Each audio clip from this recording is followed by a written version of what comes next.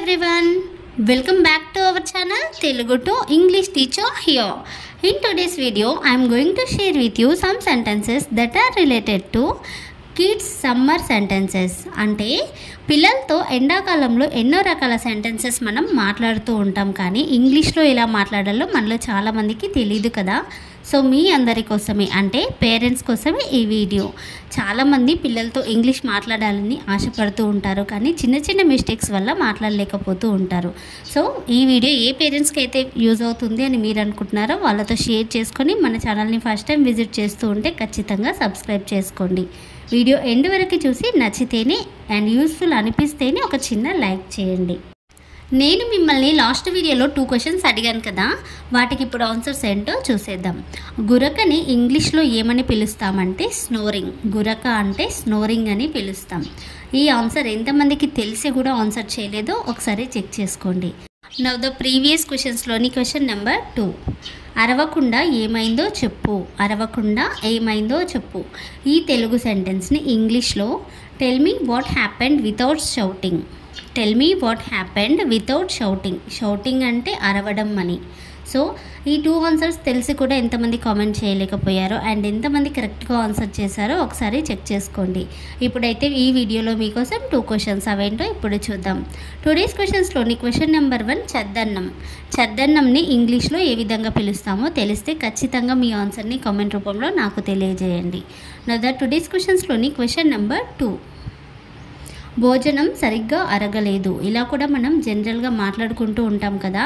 So ఈ తెలుగు సెంటెన్స్ని ఇంగ్లీష్లో ఏ విధంగా చెప్పాలో తెలిస్తే ఖచ్చితంగా కామెంట్ సెక్షన్లో కామెంట్ చేసి చెప్పండి. నేను ఈ 2 ఆన్సర్స్ని నెక్స్ట్ వీడియోలో రివీల్ చేస్తాను. Please show your support with your likes and comments as always. ఇప్పుడైతే లేట్ చేయకుండా మన వీడియోలోకి వెళ్ళిపోదాం. Let's get started our video. And one more thing, video స్టార్టింగ్లోనే ఆఫ్ చేసేస్తున్నారు, వీడియో ఎండింగ్లోనే ఇంపార్టెంట్ సెంటెన్సెస్ ఉంటాయని మాత్రం మర్చిపోవద్దు. ఇప్పుడైతే ఈ వీడియోలోని ఫస్ట్ సెంటెన్స్, మధ్యాహ్నం కాసేపైనా పడుకో. సమ్మర్లో పిల్లలతో ఇలా చెప్తూ ఉంటాం కదా, you should sleep a little in the afternoon. You should sleep a little in the afternoon. For example, it's sunny outside, so you should take a nap in the afternoon. It's sunny outside, so you should take a nap in the afternoon. అంటే బయట చాలా ఎండగా ఉంది, అందుకే నువ్వు మధ్యాహ్నం కాసేపు పడుకో అని. ఇప్పుడు పిల్లలకి హాఫ్ డే స్కూల్స్ కదా, ఖచ్చితంగా పేరెంట్స్ ఇలా చెప్తూ ఉంటారు పిల్లలతో. Now the second example, take a nap in the afternoon and then go play for a while after you wake up. Take a nap in the afternoon and then go play for a while after you wake up. అంటే మధ్యాహ్నం పూట కాసేపు పడుకొని లేచిన తర్వాత నువ్వు ఆడుకోవడానికి వెళ్ళు అని. సమ్మర్లో అయితే ఈ సెంటెన్స్ పిల్లల దగ్గర ప్రతి ఒక్క పేరెంట్స్ మాట్లాడుతూనే ఉంటారు కదా. నెక్స్ట్ సెంటెన్స్ ఏంటో చూద్దాం. ఎండలో బయటకు వెళ్తే ఊరుకోను. ఇలా కూడా చెప్తూ ఉంటాం కదా. హాఫ్ డే స్కూల్ కాబట్టి మధ్యాహ్నమే ఇంటికి వస్తారు, ఆ టైంలో మనం ఇలా ఖచ్చితంగా మాట్లాడుతూనే ఉంటాం పిల్లలతో. I won't let you go out in the sun. For example, it's very hot outside. What are you going to do outside at this time? It's very hot outside. What are you going to do outside at this time? అంటే బయట చాలా వేడిగా ఉంది, ఈ టైంలో నువ్వు ఏం చేయడానికి బయటికి వెళ్తున్నావు అని. So next example, how many times do I have to tell you not to go out in the sun? How many times do I have to tell you not to go out in the sun? అంటే నువ్వు ఎండలో బయటికి వెళ్ళొద్దని నేను నీకు ఎన్నిసార్లు చెప్పాలి అని. పిల్లలకి ఎన్నిసార్లు చెప్పినా సరే వాళ్ళు అలాగే వెళ్తూ ఉంటారు కదా. మీ పిల్లలు కూడా అంతేనా? అయితే కామెంట్ చేసి చెప్పండి. మా పిల్లోడైతే ఖచ్చితంగా అలానే చేస్తూ ఉంటాడు.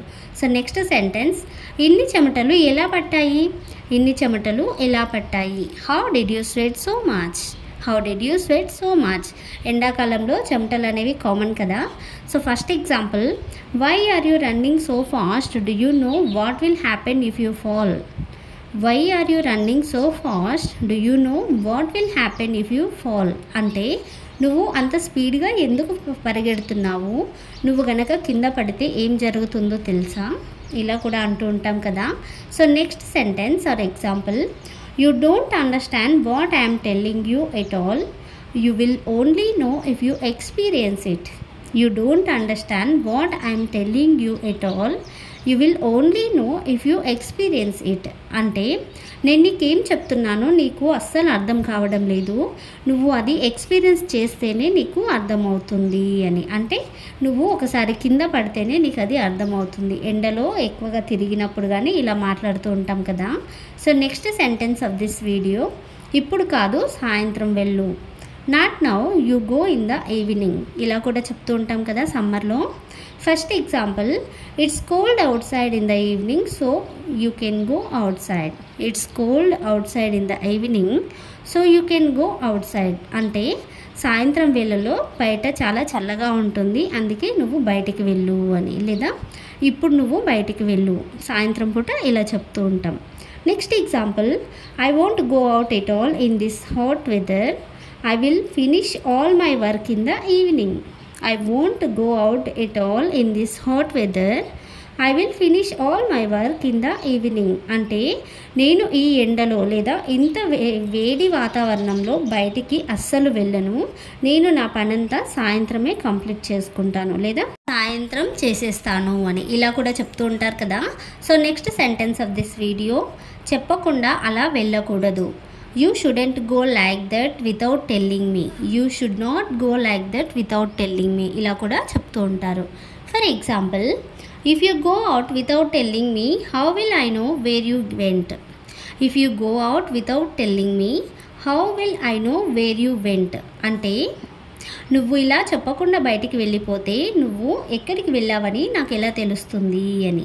How will I know where you went అంటే నువ్వు ఎక్కడికి వెళ్ళావని నాకు ఎలా తెలుస్తుంది అని అర్థం.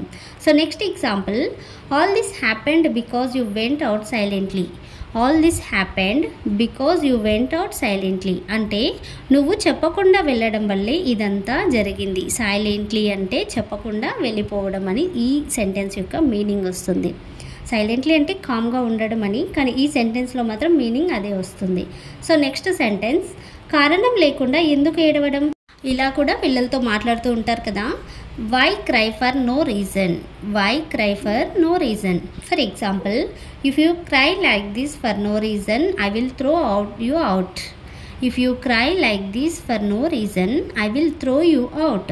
అంటే నువ్వు గనక ఇలాగే ఏ రీజన్ లేదా ఏ కారణం లేకుండా ఏడుస్తూ ఉంటే నేను నిన్ను బయటికి నెట్టేస్తాను అని. So next example, why are you doing all these meaningless things. Why are you doing all these meaningless things. అంటే నువ్వెందుకు ఇలా అన్ని అర్థం లేని పనులు చేస్తూ ఉంటావు అని. పిల్లలు చాలా పిచ్చి పిచ్చి పనులు చేస్తూ ఉన్నప్పుడు పేరెంట్స్ ఇలా మాట్లాడుతూ ఉంటారు కదా.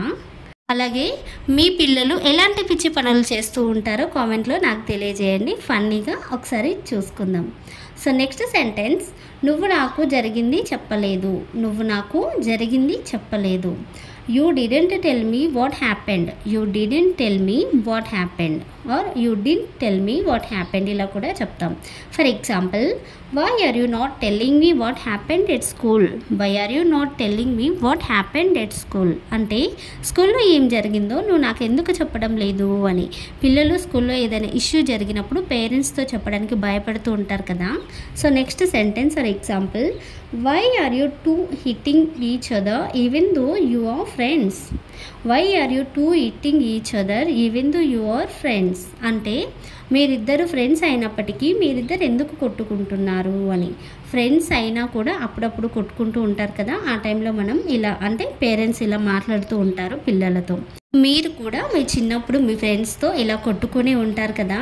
So next and last sentence of this video, నువ్వు నా మాట వినడం మానేసావు. నువ్వు నా మాట వినడం మానేసావు ఇలా కూడా అంటూ ఉంటాం కదా. You stopped listening to me. You stopped listening to me or you stopped listening to my words. For example, if you don't listen to me you will get beaten.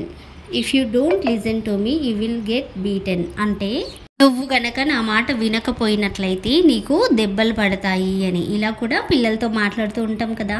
So next and last example, what ever I say it for your good. What ever I say it for your good. అంటే నేను ఏది చెప్పినా సరే నీ మంచికే చెప్తాను లేదా నేను ఏది చెప్పినా సరే అది నీ మంచి కోసమే నేను చెప్తాను అని. That's all for today. వీడియోని కంప్లీట్గా చూసినందుకు థ్యాంక్ యూ సో మచ్. అలాగే మరిన్ని అప్డేట్స్ కోసం అంటే మన ఛానల్ని Telugu to English teacher YouTube ఛానల్ని తప్పకుండా సబ్స్క్రైబ్ చేసుకోండి. వీడియో ఎండ్ వరకు చూసారు కదా, యూస్ఫుల్ అనిపిస్తే ఒక చిన్న లైక్ చేయండి. మరొక ఇంట్రెస్టింగ్ టాపిక్తో మళ్ళీ కలుద్దాం. Until then bye.